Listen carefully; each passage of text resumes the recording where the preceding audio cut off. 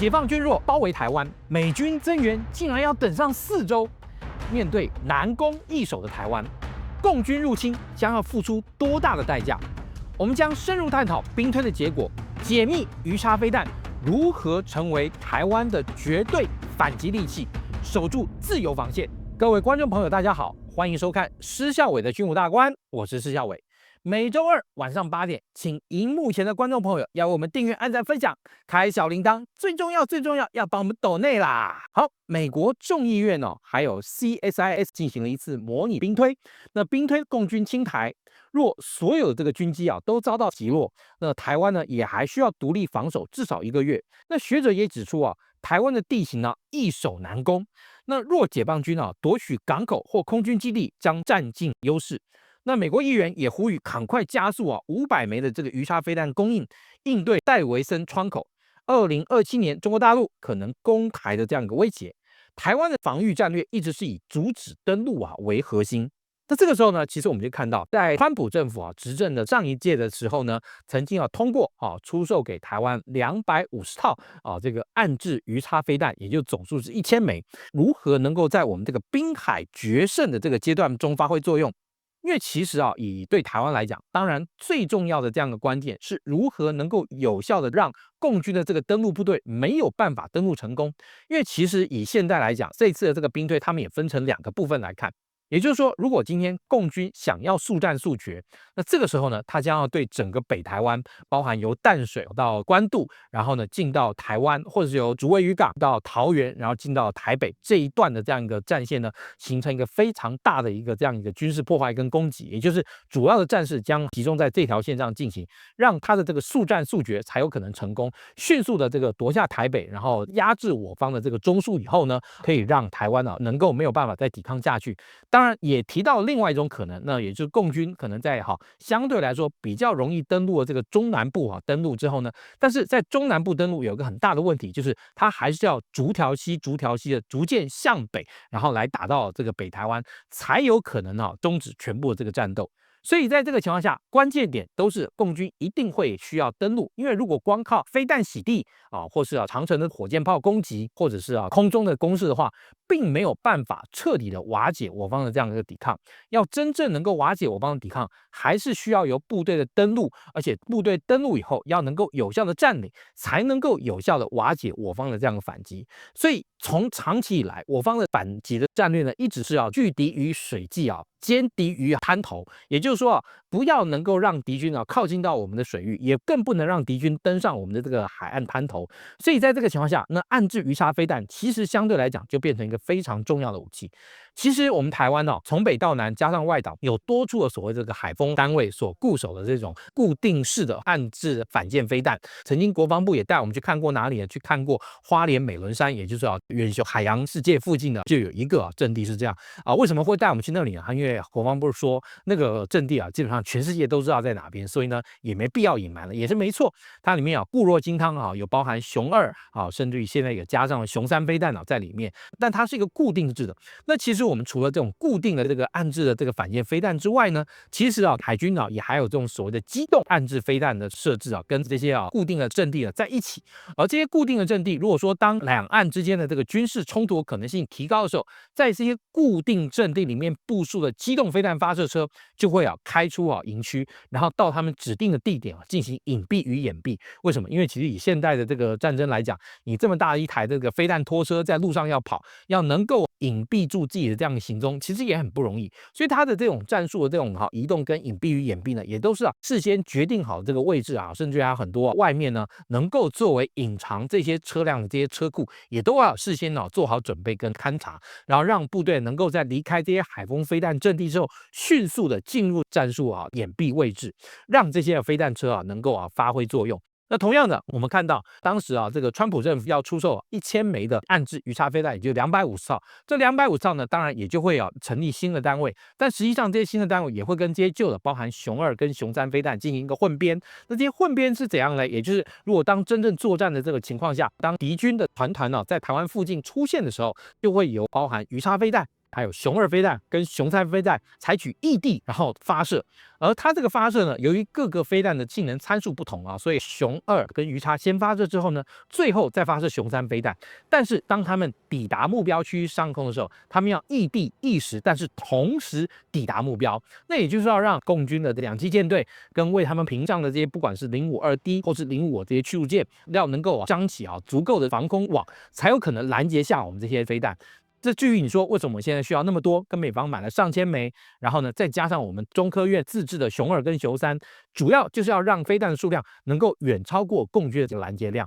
对于共军来袭的舰队形成一个饱和攻击，基本上是这样的一个概念。所以其实也就是这些飞弹是在滨海决胜这个阶段中非常重要的这个武器。那当然，这些飞弹射程跟命中精度是否足以满足台湾周边的这样的重要海域，当然也是，他们也经过计算，雄2、雄3再加上新购入的鱼叉岸置反舰飞弹呢，以他们的这个数量来讲，足够在台湾周边撑起一个防御非常强的反舰飞弹防御网，让对方的这个舰艇其实很难进到可以发动这个两栖登陆攻击的这样一个位置，因为两栖登陆攻击不可能离台湾太远，如果离台湾太远的话，这个往返之间部队运输它可能运输了小量部队登岸，那这个时候它的登陆载具回头再载其他人过来的时候，登陆的这个部队已经遭消灭了，那如果距离太远，就会让他们彼此间来回运输耗费极长的时间，所以两栖登陆舰艇真的要能够发挥作用，一定要在离台海岸线大概30-40公里之内，也是甚至你要能够目视都能够看到它。那在这个情况下，你在各地隐蔽掩蔽的反舰飞弹，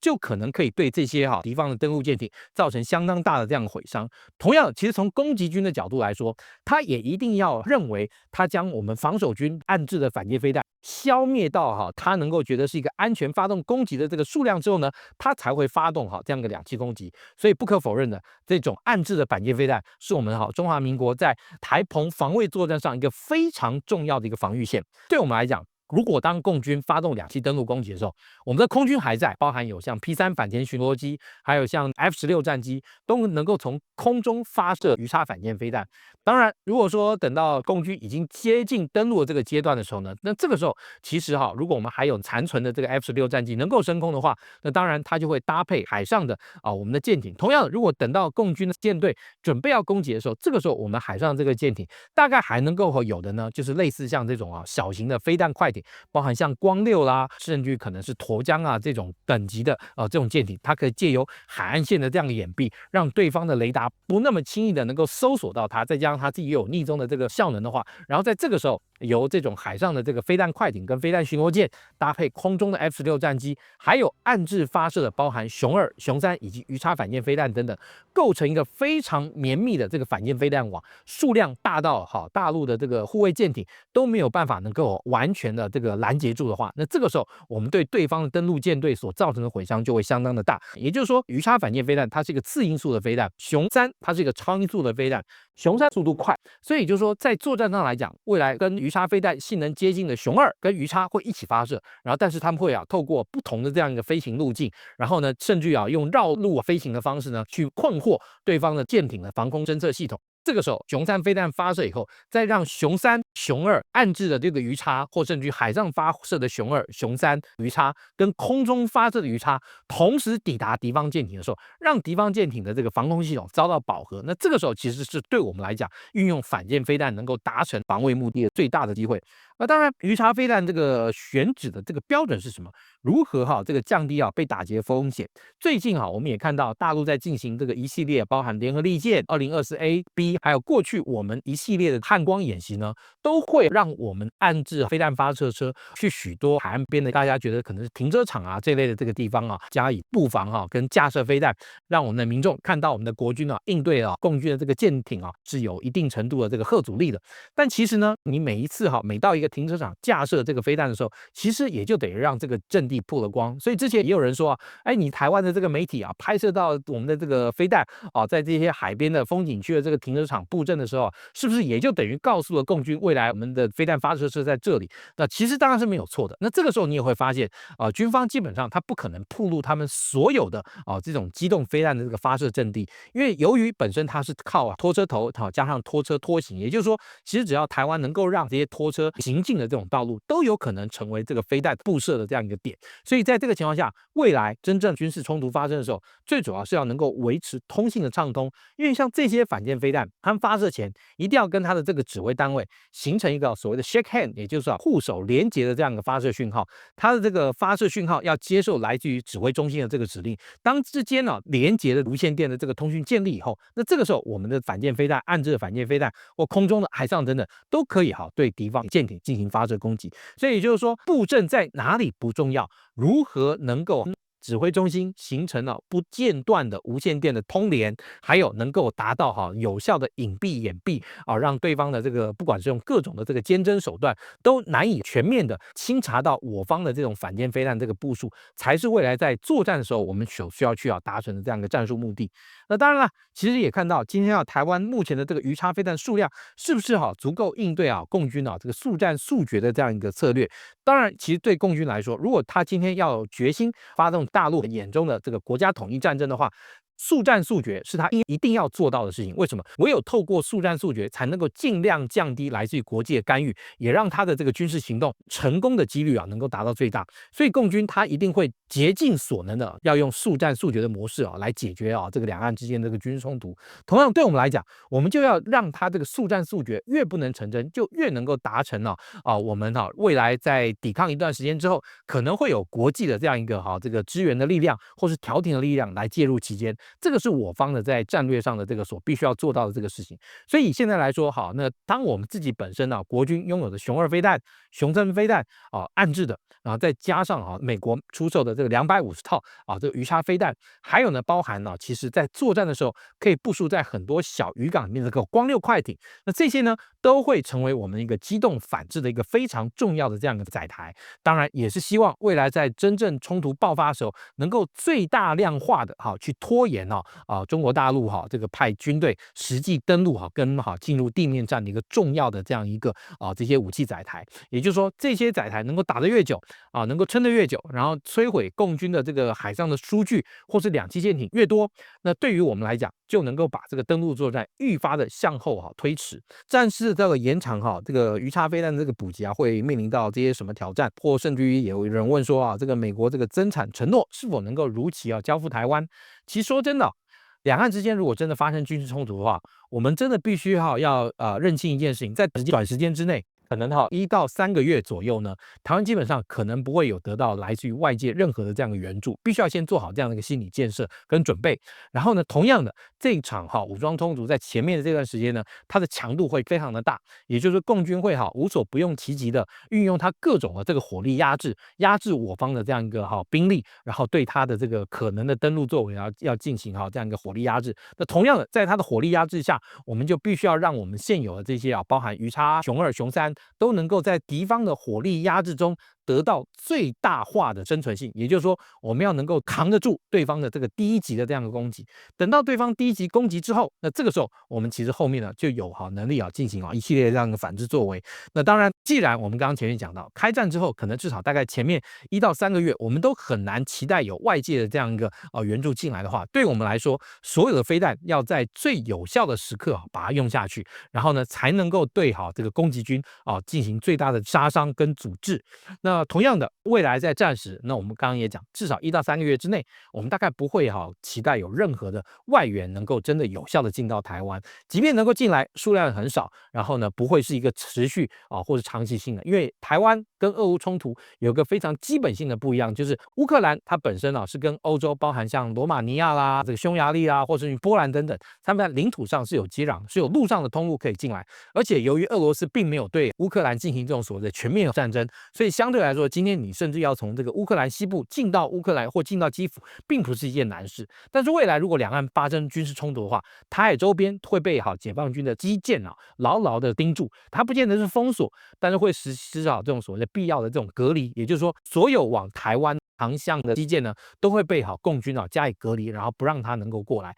所以我们必须要清楚的认知到，未来如果一旦开战，我们将会面临一段非常艰困的这样一个时光可能短期之内1到3个月不会有任何的外援进来，这也是事实。那当然，你说美国承诺增产的这些鱼叉飞弹是不是能够如期在2027年完全交货我并没有那么大的信心，但是我们也还是要有一定的这个一个希望希望是个好东西，这是一部很有名的电影中的一句台词。但是我也相信就是说美方会透过这个情报这个资讯系统，然后将需要打击的目标，然后透过战场资料链路或是这个战争的作战资讯平台通知我方。因为其实以现在来讲那台湾未来我相信可能在军购上来讲，应该会对于这种资通这个部分呢，包含像这个空中预警的这个部分，海上作战指挥的部分，也就是其实台湾最期待的海上作战指挥的这个神盾能力具有的这些舰艇呢，在这段时间我是比较具有一个比较期待性。为什么？因为这些装备呢它进来以后，那才能够让我们军事作战系统能够跟美方能够进行通联。